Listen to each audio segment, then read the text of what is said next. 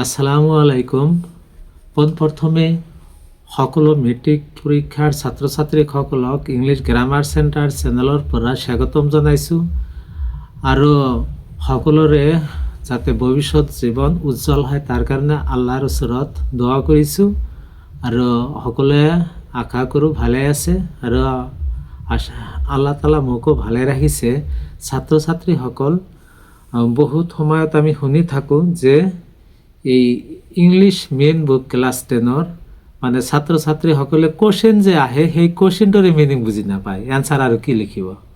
তো গতিকে কোৱেশ্যন বুজিবলৈ হ'লে কি আগত পাৰ্টটো ভালকৈ পঢ়িব লাগিব আৰু মেইন বুকৰ লগত গ্ৰামাৰ জড়িত থাকিব লাগে। কোনটো চেণ্টেন্স কোন টেন্সত আছে আৰু কোন ভইচত আছে মিনিং কমপ্লিটলি বুজিব লাগে। তাৰ কাৰণে কি 1 নম্বৰ ছাত্ৰ ছাত্ৰীসকল মানে ওয়াৰ্ড মিনিং জানিব লাগে। ওয়াৰ্ড মিনিং নজনাকৈ এনেকা টিচাৰ নাই কিন্তু পৃথিৱীত যে ওয়াৰ্ড মিনিং নজনাকৈ তোমালোকক বুজাই দিব আৰু তোমালোকৰ মনত থাকিব, মানে তোমালোকে বুজি পাবা, সেনেকা নাই। তো গতিকে ছাত্ৰ ছাত্ৰীসকল আজি লৈ আহিছোঁ ক্লাছ 10-ৰ ইংলিছৰ এটা পয়েম লৈ আহিছোঁ, a tiger in the zoo. একেবাৰে সৰু এইটো পদ্য। ছাত্ৰ ছাত্ৰীসকল, a tiger in the zoo is written by Leslie Norris, মানে লেসলি নুৰিসৰ দ্বাৰা এই টাইগাৰ ইন দ্য জু কবিতাটো লিখা হৈছে।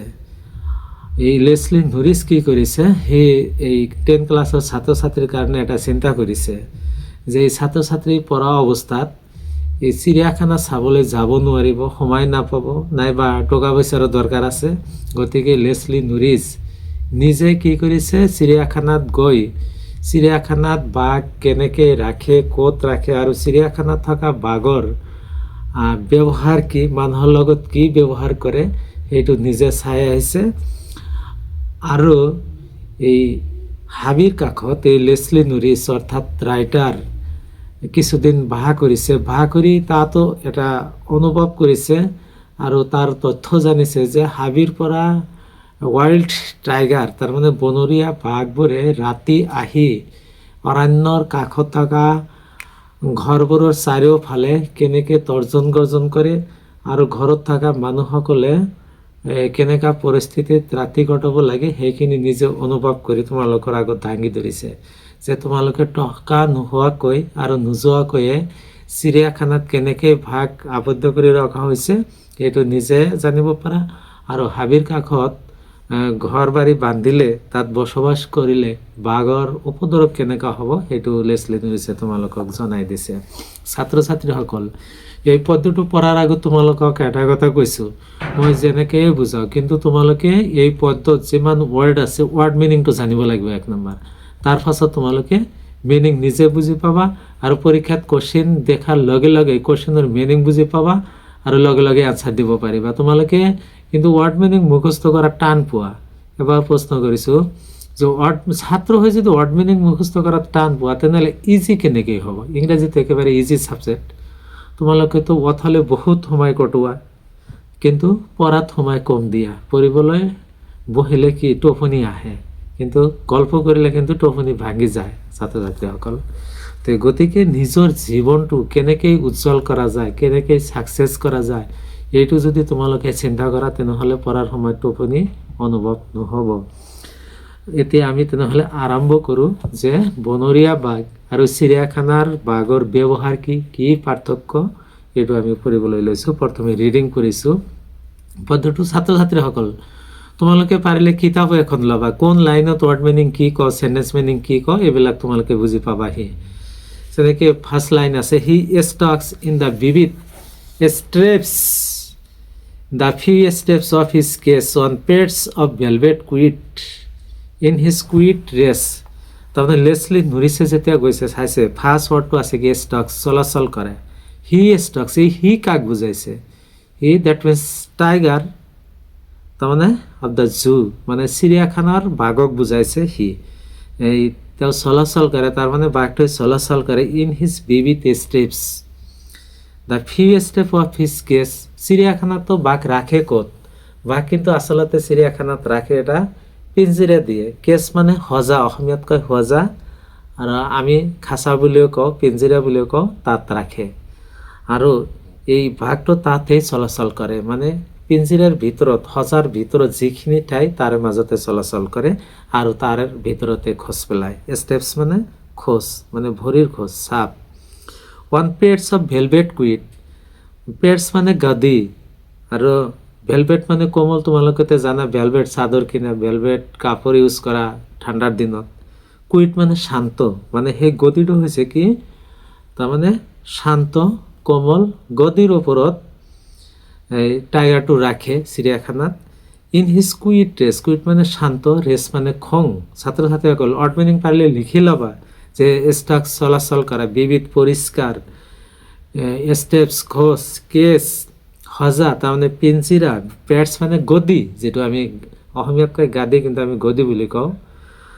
ভেলভেট মানে কোমল, কুইট মানে শান্ত। ইন হিজ কুইট ৰেছ, ৰেছ মানে খং। তো সেই চিৰিয়াখানাৰ ভিতৰত পিঞ্জিৰাৰ ভিতৰত বাঘটো কি শান্ত খং বাবদ থাকে, মানে যিমানে বাঘৰ খং নাথাকক কিয় তাত খং কৰাৰ কোনো উপায় নাই, সেইকাৰণে শান্ত হৈ থাকে।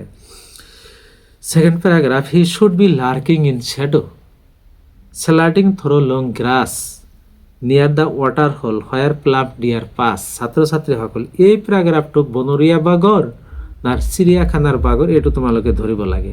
ইয়াত কি কৈছে, হি শুড বি লাৰ্কিং, লাৰ্কিং মানে কি লুকাই থকা, ইন শ্যাডো তাৰমানে ইয়াৰ দ্বাৰাই বুজা যায় যে বাঘে কি লুকাই যদি থাকে তেনেহ'লে এইটো বনৰীয়া বাঘে হ'ব। He should be lurking in shadow, তেওঁ গছৰ তলত গছৰ ছাত লুকাই থাকিব পাৰে। Sliding through long grass, sliding মানে ভাগৰি থকা, মানে হাবিৰ মাজত যে ঘাঁহ বেকা হৈ থাকে, থ্ৰু লং গ্ৰাছ দীঘল ঘাঁহনিৰ মাজত ছাত কি তেওঁ লুকাই থাকিব পাৰে। এইটো বনৰীয়া বাঘৰ কথা কৈছে। তো এবাৰ নিয়াৰ দ্য ৱাটাৰ হল, নিয়াৰ মানে ওচৰত, ৱাটাৰ মানে পানী, হল মানে উৎস, পানীৰ উৎসৰ ওচৰত, হয়াৰ প্লাম্প ডিয়াৰ পাছ, য'ত নেকি স্বাস্থ্যৱান হৰিণবোৰ চলাচল কৰে। প্লাম্প মানে স্বাস্থ্যৱান, that means healthy. Fat, deer মানে তো হৰিণ, তোমালোকে নিশ্চয় জানাই। পাছ মানে চলাচল কৰা।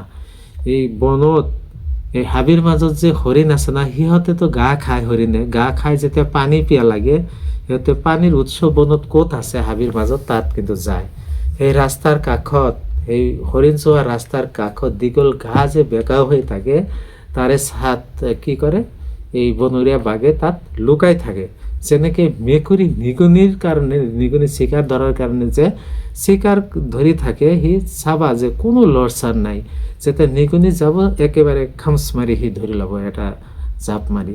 ঠিক সেনেকৈ বাঘেও কি কৰে, এই হাবিৰ মাজত যে বনৰীয়া হৰিণবোৰ যে ঘাঁহ খাই পানী খাবলৈ যায়, যোৱাৰ সেই ৰাস্তাৰ কাষত ঘাঁহনিৰ মাজত লুকাই থাকে, সেই য'ত স্বাস্থ্যৱান হৰিণবোৰ চলাচল কৰে।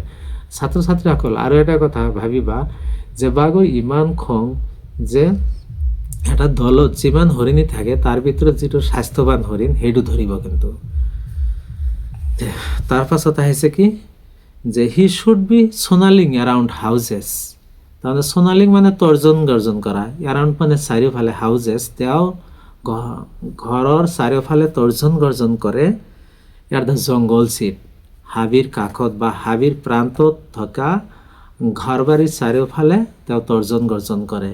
His white fangs, his claws terrorising the village, তাৰমানে সেই বনৰীয়া বাঘৰ হোৱাইট ফাংছ, হোৱাইট মানে বগা, ফাংছ মানে দাঁত, ডেট মিনছ টিথ, যে সেই বনৰীয়া বাঘৰ বগা দাঁত আৰু স্কুলছ মানে হাতোৰাৰে যিটো নখ, কি কৰে কাউবাখীক আতংকৰ সৃষ্টি কৰে, মানে ভয় ভাৱ দেখুৱায়।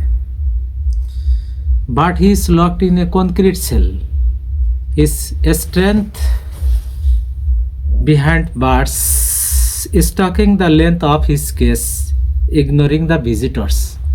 তাৰমানে এই পেৰাগ্ৰাফটো কোন বাঘৰ কথা কৈছে, চিৰিয়াখানাৰ বাঘৰ কথা কৈছে না বনৰীয়া বাঘৰ কথা কৈছে? ইয়াৰ দ্বাৰা মিনিঙৰ দ্বাৰাই বুজি পাবা যে বাট হি ইজ লকড, কিন্তু তেওঁক আবদ্ধ কৰি ৰখা হয় ইন এ কনক্ৰিট সেল, তাৰমানে শিলবালিৰ এটা সজাত তেওঁক আবদ্ধ কৰি ৰখা হয়।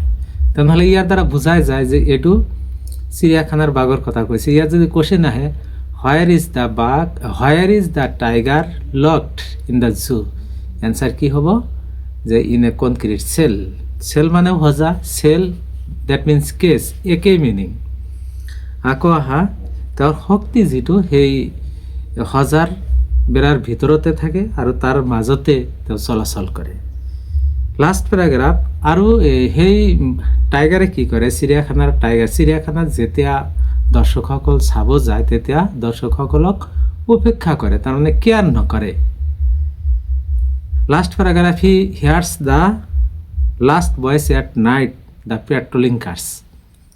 তাৰমানে ৰাতি যে চিৰিয়াখানাত টহলদাৰী গাড়ী চলায়, মানে সেই টহলদাৰী গাড়ী মানে পেট্ৰলিং ডিউটি, সেই গাড়ীৰ শেষ শব্দ বাঘে শুনে।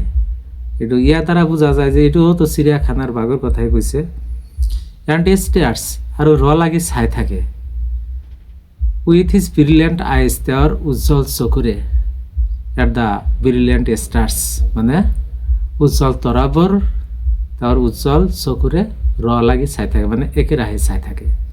ইয়াত যদি কুৱেশ্যন থাকে যে what does the tiger hear at night, answer কি হ'ব? The last voices of patrolling cars. And what does the tiger stare with his brilliant eyes, তাৰমানে তেওঁৰ উজ্জ্বল চকুৰে বাঘে কি দেখে ৰাতি? এনচাৰ কি হ'ব? ব্ৰিলিয়েণ্ট ষ্টাৰ, উজ্জ্বল তৰাবোৰ দেখে।